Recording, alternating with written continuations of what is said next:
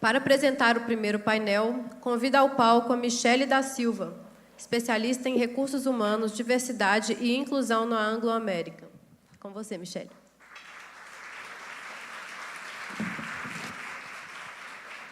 Obrigada. Bom dia, pessoal.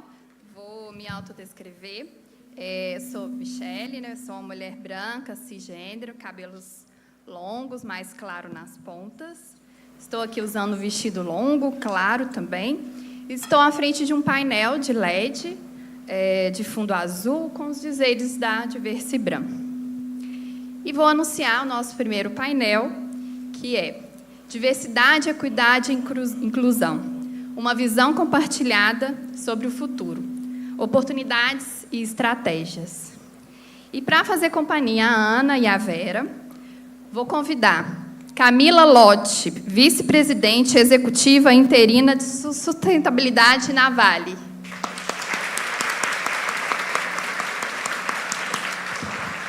Obrigada. Eduardo Magalhães, diretor de RH, TI e suprimentos na Kinross.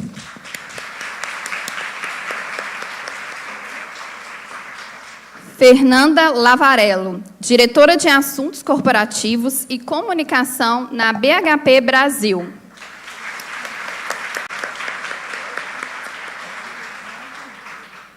E o patrono deste painel, Rodrigo Alvarenga Vilela, diretor-presidente da Samarco.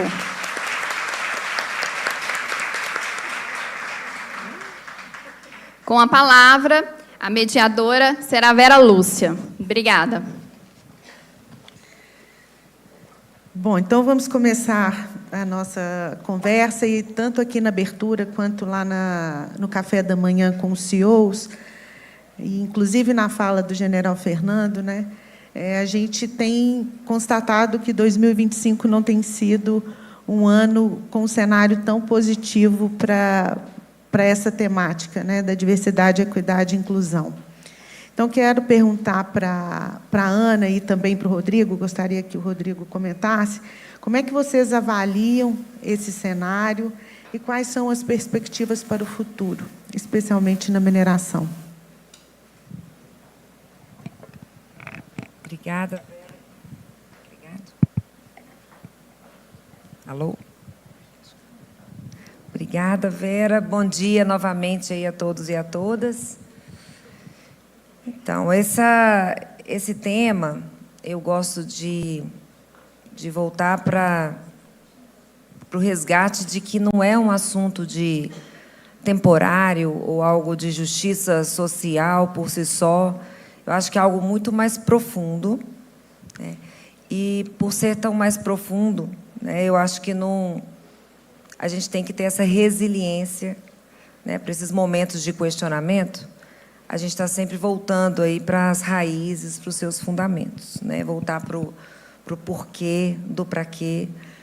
Porque vão ter, né, essas ondas, né? Vão ter as pessoas que têm um ceticismo maior, têm mais dificuldade de entender tudo isso. E aí que entra um papel muito sério, acho que nosso como liderança de empresas, né?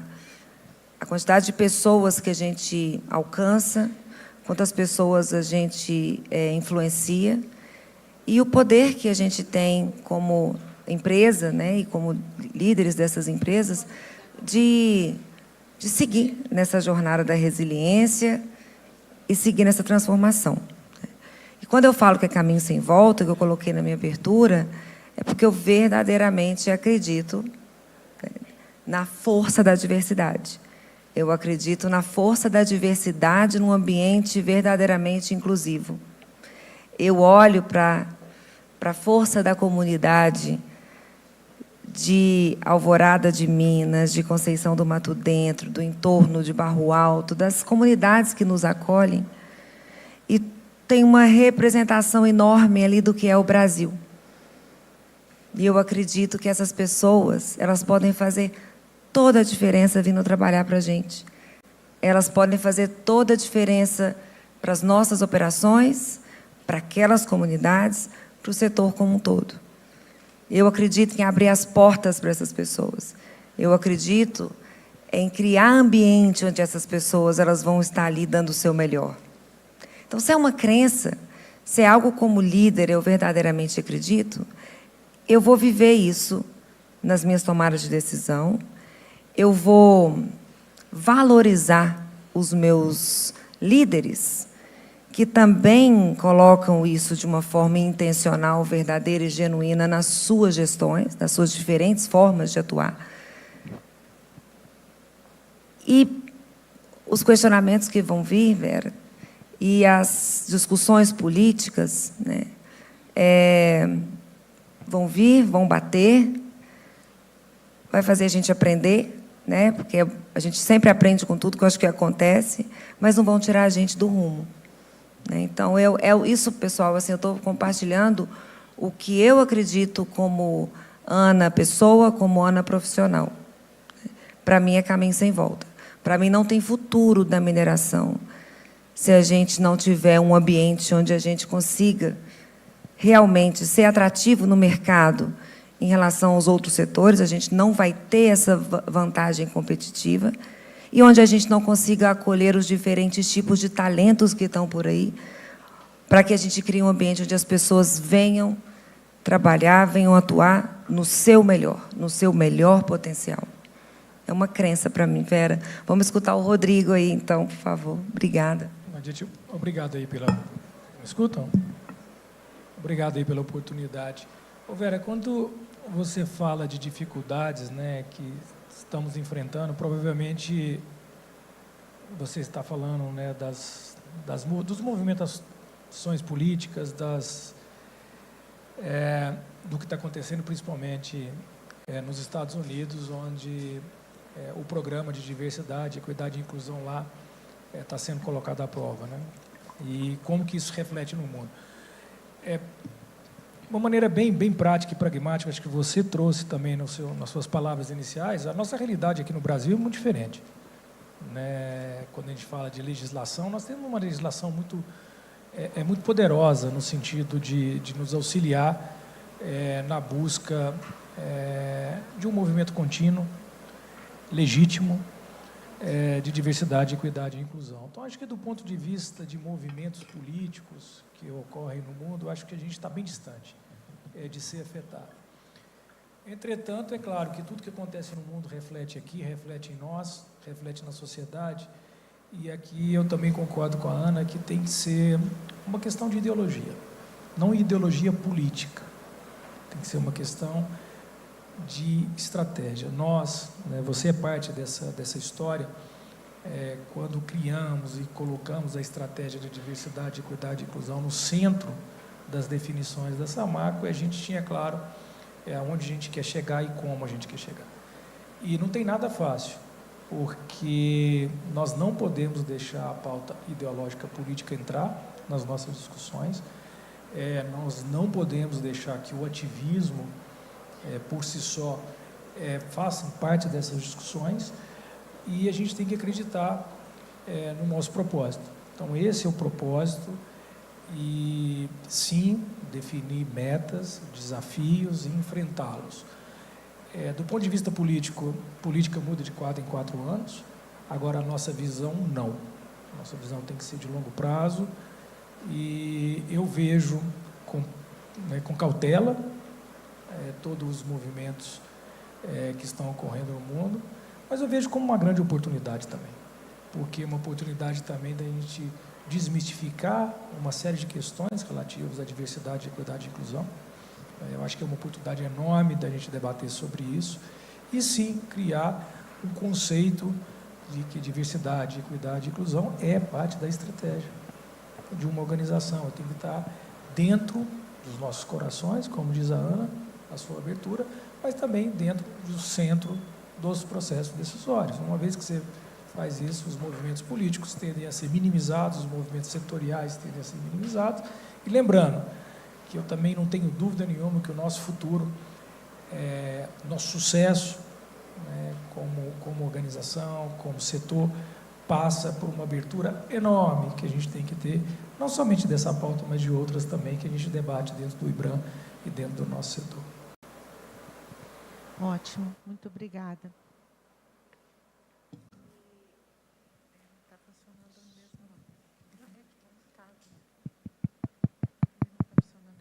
Bom, muito interessante, Rodrigo, eu acho que é isso mesmo, acho que a sua fala me remete muito assim, é um valor, né? E é uma pauta de negócio. E, Ana, essas dificuldades todas, a Angela Davis, que é uma importante voz, né, da diversidade nos Estados Unidos, especialmente do movimento antirracista, ela fala que o cenário nunca foi favorável para essas pautas, né, de diversidade, de direitos humanos, e que o importante é a gente persistir com esperança, né? E, então, agora, eu quero perguntar para o Eduardo e para a Fernanda, nós também falamos aqui, já na abertura, sobre a importância de pensarmos nessa força de trabalho da mineração para o futuro, né? Especialmente porque as pesquisas têm mostrado que essas novas gerações não têm demonstrado interesse em trabalhar no setor, seja porque não tem um glamour, né, o nosso setor, ou até a maioria das nossas operações estão longe de grandes centros, né, operações remotas. Como é que vocês acham que podemos agir para mitigar esses impactos, que é uma realidade nossa, e atrair talentos, atrair pessoas para contribuírem com o avanço da mineração? Obrigada, Vera. Eu acho que esse tema é um tema que requer que a gente continue debatendo sempre, né? Porque eu acho que a gente tem que aprender uns com os outros, e acho que a gente tem que seguir reforçando e se perguntando o que mais a gente pode fazer. Eu acho que tem uma questão que é uma abordagem bastante pragmática e concreta, que é uma questão de cultura da empresa. Então, eu entendo que, se a gente não trabalha a cultura da empresa, mas também se a gente não trouxer ações concretas para mudar o ambiente, a gente não consegue também... a gente pode conseguir até atrair, mas não consegue depois reter. Eu acho que as novas gerações elas vão continuar pondo pressão na gente sobre isso, e pressões positivas, né? Eu acho que as novas gerações elas estão cada vez mais exigentes com relação à cultura da empresa, onde trabalhar, com relação aos seus princípios, aos seus valores, às suas visões de futuro. Então, eu acho que isso é fundamental. Eu entendo que essa questão de mudança cultural, mas também de mudanças concretas e práticas, pragmáticas, são as questões que a gente precisa também trocar e ter experiências compartilhadas. Posso falar um pouquinho da BHP, né, que é a empresa que eu represento aqui. A gente já conseguiu atingir a meta que a gente tinha colocado para 2025 de 40% de mulheres nas Américas. Globalmente, a gente está quase lá, a gente está com 38,9% de mulheres na nossa empresa, do ponto de vista global, mas na América a gente já atingiu essa meta que a gente já tinha se colocado para 2025. Do ponto de vista de liderança, a gente está com 40,8% de mulheres na liderança nas Américas. Então, é interessante que as Américas acabaram conseguiram atingir antes de outras regiões do mundo.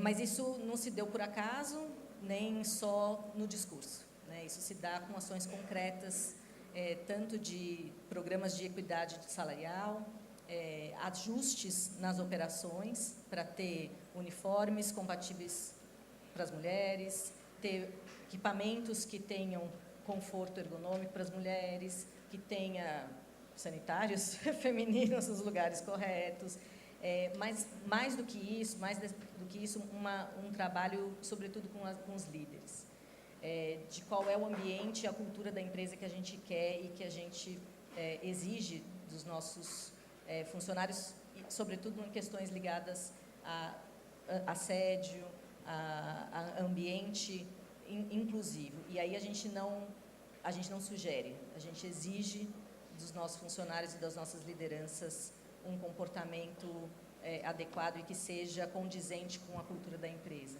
Então, acho que tem questões que são concretas, pragmáticas ali na ponta, que a gente precisa implementar. Tem questões que são discursos e discussões para a gente ir quebrando paradigmas e as pessoas poderem também colocarem suas angústias para fora para a gente conseguir entender junto. Mas o que a BHP tem comprovado dentro das suas operações é que as equipes mais inclusivas são melhores. As equipes diversas, elas são mais seguras. as equipes diversas, elas são mais produtivas. Então, não tem por que a gente, se isso é bom para o nosso negócio, não tem por que a gente colocar em questão isso. A gente coloca em questão se tudo que a gente poderia estar fazendo, a gente já está fazendo. Mas não tem por que a gente colocar em questão se isso deve continuar ou não. Isso não é uma questão. O que é uma questão é se a gente está fazendo o suficiente, se a gente está fazendo tudo o que poderia, se tem outras coisas que a gente já pode aprender dos nossos pares, de outras indústrias, de outros setores. Então, essa que é a nossa discussão. Bom dia a todos, o pessoal que está aqui, o pessoal online. Eu acho esse tema, primeiro, desafiador. É um tema fascinante e complexo e necessário o debate. É por isso que tem tanta gente aqui interessada nesse assunto hoje, nós estamos discutindo. Nós vimos discutindo isso há bastante tempo e vamos continuar nessa jornada. Em relação às gerações, como foi feita a pergunta, eu acho que a gente tem um desafio, e aí sem recortes de diversidade, com as novas gerações, em relação ao mercado de trabalho como um todo. A mineração está inserida nesse contexto e talvez um pouco mais complexo para o nosso setor. Mas eu vejo com muito otimismo, tanto a questão da diversidade, equidade e inclusão, quanto a questão das novas gerações. A Ana comentou sobre deixar esse legado para os filhos, ensinar o caminho correto, e eu só queria falar um pouco do caminho contrário. Eu aprendi muito sobre diversidade, equidade e inclusão com os meus filhos.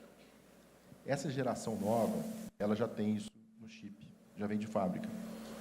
Então, eu acho que com o passar do tempo, essa geração, hoje talvez 40%, 50%, em alguns casos 60% da força de trabalho de algumas empresas, elas vão facilitar a questão do aculturamento e o letramento que a gente tem que fazer hoje, que eu acho que é muito válido para a nossa geração, para a nossa liderança, nós que estamos hoje em posições de liderança das empresas, e como que a gente transporta esse sentimento, esse conhecimento, esse compromisso para todos. E quando eu digo todos, eu estou falando começar da liderança das empresas, de toda a liderança, de todos os colaboradores, parceiros de negócio, e, para além disso, para a sociedade, para as comunidades à nossa volta.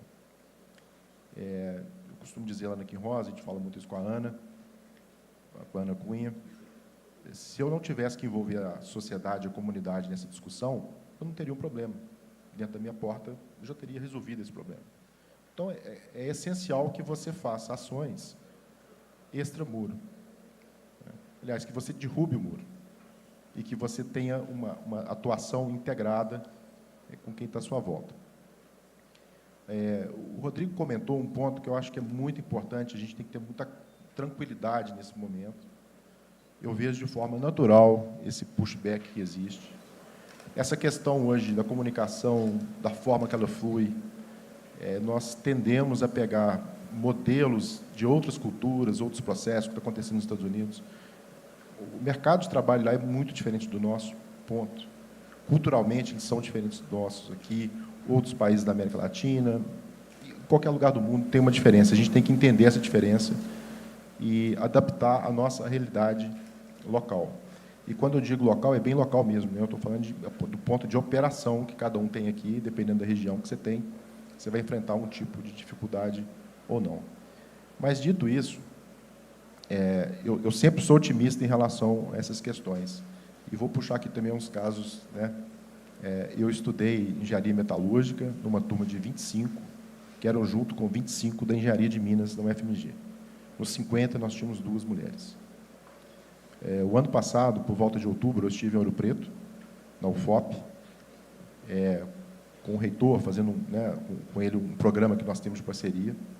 E andando pelo corredor da UFOP, tem lá o livro de fotos do ano, né, os formandos de cada ano. E de 2016 para cá, 2016, 2017 para cá, eu tive a impressão, eu não contei, tá? Mas nos cursos que são o core business do nosso negócio, geologia, engenharia de Minas, eu tive a impressão que existem mais mulheres do que homens se formando. E aí, Vera, eu acho que para nós, recursos humanos, para onde que essa turma está indo? Ainda que tenham 70% que não queiram vir para a mineração, tem outros 30% de talentos aí que a gente pode buscar e trazer esses outros 70% para dentro de mineração, que eu acho um negócio extremamente vibrante, que eu acho que é muito atrativo, sim, do ponto de vista de compromisso social, de transformação, de tecnologia, né? E eu acho que a gente tem que trabalhar muito nessa questão dessa imagem para fora. Mas eu tenho muito otimismo sobre o nosso futuro e com essa nova geração que está vindo por aí. Acho que a gente precisa criar culturas e ambientes que atraiam essas mulheres que estão se formando lá, né, Eduardo? Muito bom. Agora eu quero perguntar para a Camila, e que gostaria que você comentasse também, Rodrigo, como a gestão de riscos em direitos humanos fortalece essa temática, né, de diversidade, equidade e inclusão, alinhando seus compromissos na Carta Compromisso do IBRAM e a Declaração de Posicionamento do ICMM, né, sobre diversidade, equidade e inclusão. Obrigada, Vera. Esqueci.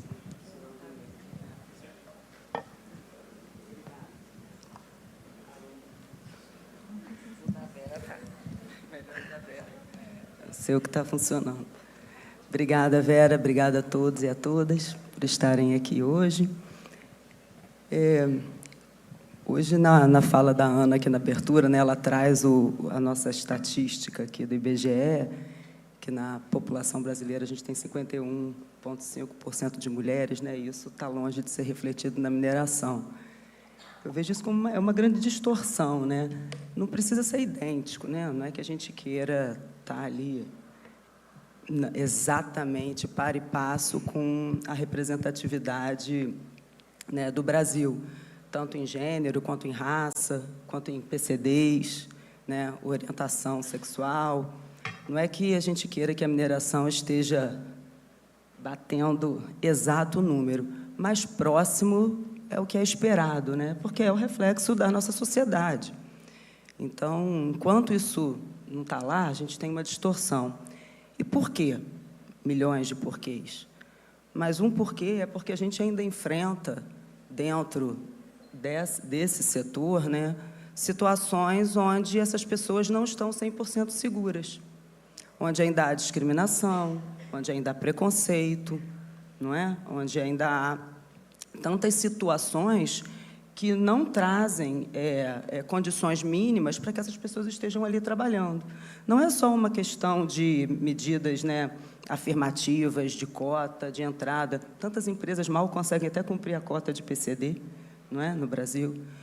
E quando eu falo que a gente não tem ainda as condições ideais para que essas pessoas estejam trabalhando conosco, a gente está falando de violação de direitos humanos, porque discriminação é violação. Quando a gente fala de preconceito, né, também é violação. Então, na Vale, o que a gente tem olhado? O tema DEI está dentro de um guarda-chuva de direitos humanos, porque se eu sou obrigatoriamente, né, responsável por respeitar direitos humanos, e eu voluntariamente quero também promover direitos humanos, eu vou estar promovendo e respeitando a pauta DEI. E então e quando eu penso na Carta Compromisso do IBRAM e penso, né, na declaração de performance do ICMM, na Carta do IBRAM a gente coloca a integração de direitos humanos com inclusão, com sustentabilidade. No ICMM está lá o desenvolvimento sustentável com base na inclusão e em segurança.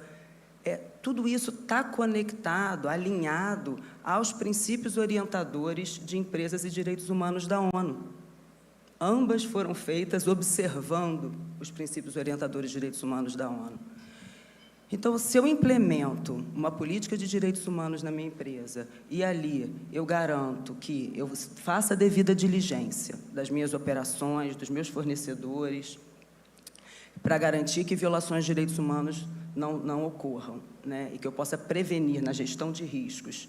Quando eu faço uma autoavaliação de riscos em todas as operações de maneira frequente, onde, dentre os requisitos dessa autoavaliação de riscos de direitos humanos, eu estou também checando se eu estou garantindo a não discriminação, o respeito a todas as pessoas, né, eu estou criando esse ambiente favorável. E aí em cima disso, eu tenho ambiência para colocar as minhas metas de diversidade e inclusão. Tá? Então, assim, eu acho que a gestão de direitos humanos, ela pode e deve ser usada a serviço da pauta DEI. E é aí que a gente vai ajudar a chegar lá, né, para um ambiente que faça sentido em relação à sociedade. Obrigada, Verinha. Camila, eu concordo em grau, número e gênero, né? Eu acho que, quando a gente fala de políticas ou de análise de risco de direitos humanos, a gente está falando da base. A gente está falando da base de tudo quando começa, e não somente para a pauta de diversidade, equidade e inclusão. Né? O respeito, direitos, de uma maneira geral, é a base para o negócio, é a base da nossa sustentabilidade da gestão, a base da ética, é a base de tudo que a gente faz. Então, claro, ter uma análise de risco, ter uma política de direitos humanos que contempla uma análise abrangente, utilizando as melhores práticas, né, do ICMM, do IBRAM, é fundamental para que a gente possa dar os próximos passos. E os próximos passos é ter um ambiente inclusivo, ter um ambiente onde as pessoas possam vir, a gente possa cumprir nossas metas, mas o mais importante, como que nós vamos manter as pessoas que a gente contratou, as pessoas que a gente precisa incluir, quando nós não tivermos mais aqui, quando não tiver mais a Vera, quando não tiver mais o Rodrigo ou a Ana à frente das organizações. Então, acho que a nossa responsabilidade é deixar um legado, é deixar um sistema de gestão que seja capaz de fazer avaliação de risco, de fazer medidas propositivas de curto, de médio e longo prazo, e é fundamental. Então, voltando a dizer que é base, né, direitos humanos é base para qualquer sistema de gestão sustentável que a gente queira implantar. Sem isso, a gente não vai a lugar nenhum. Desafios para o nosso setor. Os desafios para o nosso setor, eles são muito comuns a outros. Nesse caso específico, violações de direitos humanos não é só presente na nossa indústria. Eu acho que a nossa indústria, conhecendo muitas das empresas que aqui estão, de alguma maneira está equacionalizada razoavelmente. Outras indústrias têm problemas enormes de acusações de violação de direitos humanos. Outras, inclusive, indústrias que hoje a gente chama de glamorosas, passam por problemas muito sérios.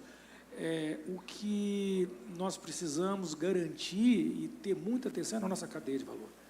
Né, de quem a gente compra, onde que estão os nossos fornecedores, como que a gente capacita esses nossos fornecedores, sejam de materiais, sejam de serviços.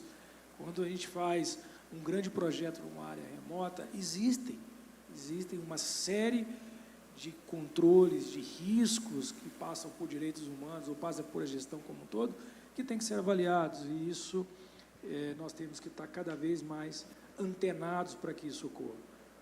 Dentro da nossa área, de onde a gente atua, nas comunidades, Conceição do Mato Dentro e Mariana, é uma atenção muito especial, principalmente quando a gente traz grandes fornecedores que não necessariamente estão alinhados 100% com os nossos valores, com as nossas práticas. Então, esse é um resumo que eu faço de gestão de risco ser base para qualquer programa de gestão que a gente queira fazer. A diversidade e equidade é uma delas apenas.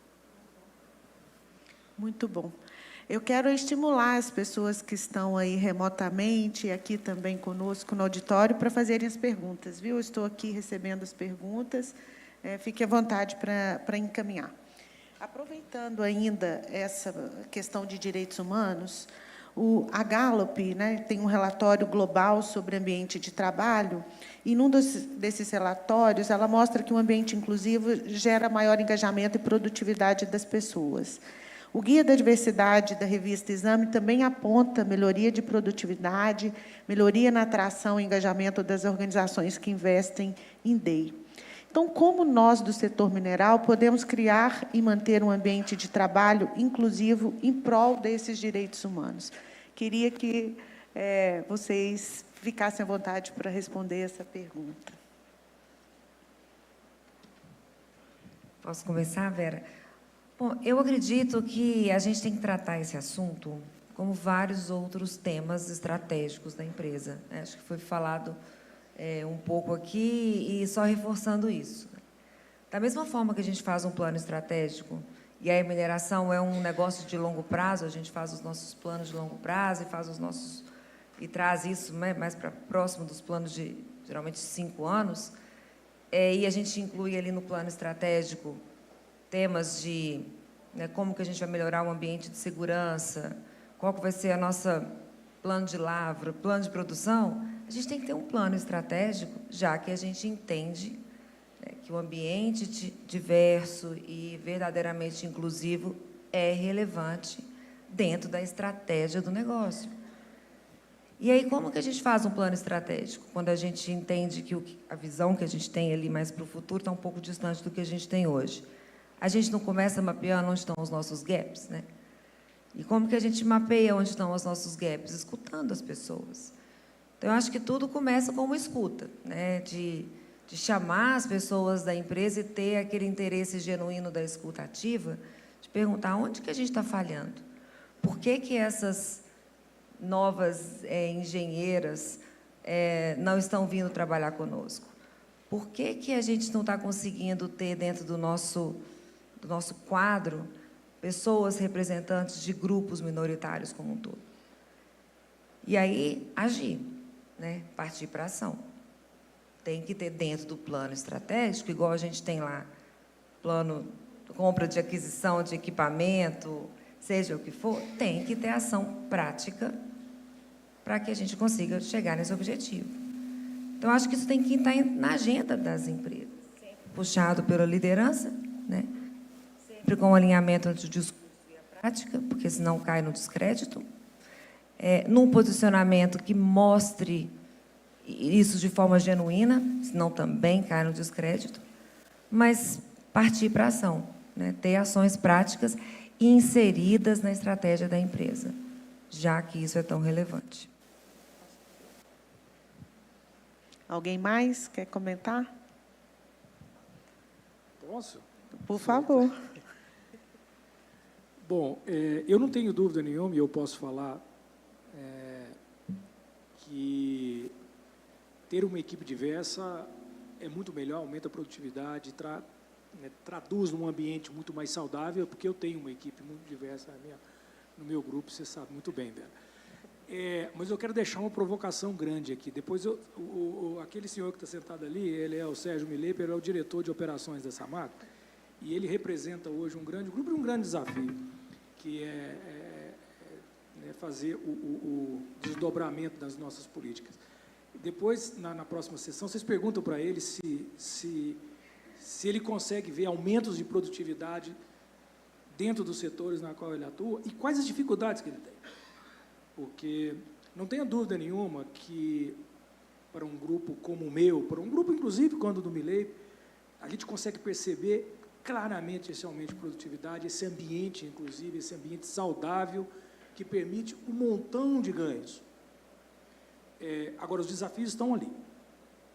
Os desafios existem, eles estão nos nossos turnos operacionais, eles estão na necessidade de letramento que a gente precisa, na necessidade de capacitação dos times como um todo, né, para poder receber e entender essa mudança cultural que existe e são provocadas, sim, pelos nossos filhos ou pelas nossas mulheres, na qual a gente trabalha todos os dias, pelas nossas mães. Então, é um desafio muito grande. Eu quero deixar esse pepino para o Milei responder, porque, para mim, é fácil. Para mim, é muito fácil dizer para vocês o quanto um ambiente diverso ele é muito melhor, ele é muito mais produtivo que um ambiente não diverso, e eu tenho experiências dos dois. Mas a realidade operacional traz desafios e depois não deixa de fazer as perguntas difíceis para ele, não. São desafios que nos provocam, né, Milepe, para achar a solução, né? Construir os caminhos. Bom, nós estamos chegando ao fim do nosso painel. Eu queria que cada um de vocês deixasse uma mensagem para quem nos está ouvindo aqui. Na nossa plateia, nós temos muitas lideranças operacionais, alta liderança das organizações, temos muitos profissionais que trabalham com essa pauta, seja de recursos humanos, da área de sustentabilidade, de comunicação, estudantes, né? E qual que é a mensagem que vocês deixam para essas pessoas? Posso. Acho que a mensagem que eu deixo é: o sucesso vai ser quando a gente não precisar ter Diversibram, né? Quando o DEI realmente for uma realidade, que a gente tenha conseguido um ambiente onde preconceito, assédio, né, discriminação não sejam mais uma temática tão grave. Isso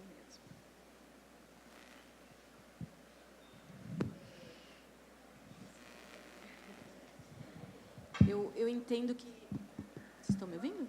Sim?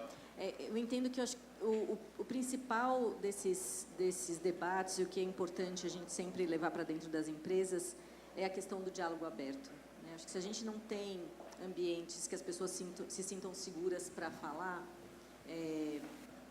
e tenham mecanismos claros de onde falar, como falar e quais são os desdobramentos e as consequências daquilo que ela está abrindo, que ela está compartilhando, eu acho que isso fica, como acho que a Ana disse, cai no descrédito, né? Então, acho que as lideranças têm um papel fundamental. Acho que cada um com um compromisso de transparência e de compromisso com melhoria no ambiente de trabalho é o que muda, né? E eu acho que ter essa abertura para a escuta, mas esse compromisso também com a fala, né, e os mecanismos claros dentro da empresa de como é que isso é tratado e como é que isso vai para frente, eu acho que isso é fundamental. Acho que sem diálogo, sem conversa, sem escuta e sem transparência, esses assuntos vão ser sempre só discursos, né, e não vão ser desdobrados em ações e em mudanças concretas na cultura. Bom, eu deixo uma mensagem de otimismo. Eu acho que é um objetivo de longo prazo, mas que precisa de ação hoje. Não dá para esperar o futuro chegar, a gente tem que construir esse futuro hoje. Mas quando a gente faz isso pautado e baseado em cultura, na nossa cultura, nos nossos valores, eu acho que fica uma jornada leve, que vai acontecer independente desses sobressaltos que possam ter momentâneos. A minha mensagem também é de otimismo e concordo plenamente com a Camila que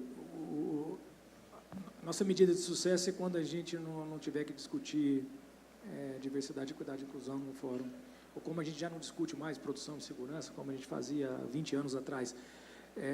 E mão na massa, eu acho que a gente tem que fazer. Para as lideranças que estão aqui nos escutando, é um caminho sem volta, e a gente tem que aprender e reaprender todos os dias, e quem não reaprender, a empresa que não reaprender, o setor que não reaprender, ele está fora, e eu não tenho dúvida que não é isso que a gente quer, não é isso que a gente representa. E nós temos muito o que fazer, já fizemos demais, mas ainda estamos só começando, e mão na massa. Eu acho que a mensagem que eu passo nós temos que começar a fazer mais, todos. Minha mensagem é um convite, muito na linha do que meus colegas já falaram, mas um convite de protagonismo, para que cada um de vocês incorpore esse papel de protagonismo dessa transformação, e um convite também para a gente repensar aquela fala de eu respeito a diversidade. É muito pouco. Meu convite é que cada um de vocês passa por um papel onde eu valorizo a diversidade. Aí sim a gente vai ter o impulso necessário para essa transformação. Obrigada, Vera. Olha, muito obrigada pela generosidade de vocês, né, de estarem aqui conosco, compartilhando essas visões, essas ideias, também nos provocando. Muito obrigada por serem aliados. E aí eu vou agradecer especialmente o Rodrigo, que o Rodrigo é um grande aliado, né? Eu não estaria aqui se não fosse o Rodrigo como um grande aliado. E também quero agradecer em especial ao Eduardo, porque assim, nós mulheres, nós já estamos nessa pauta naturalmente, mas ter aliados como vocês, isso faz toda a diferença, né? E nós queremos mais, né? Estamos aqui hoje buscando por mais aliados. Essa é uma pauta de gente, é uma pauta de pessoas, não é uma pauta de pessoas de grupos minorizados, como nós mulheres, como os negros, como as pessoas com deficiência, né, as pessoas mais maduras e também as pessoas da comunidade LGBTQI+, por exemplo. A gente está falando de gente, de pessoas, né? Então, muito obrigada e vamos para o próximo painel.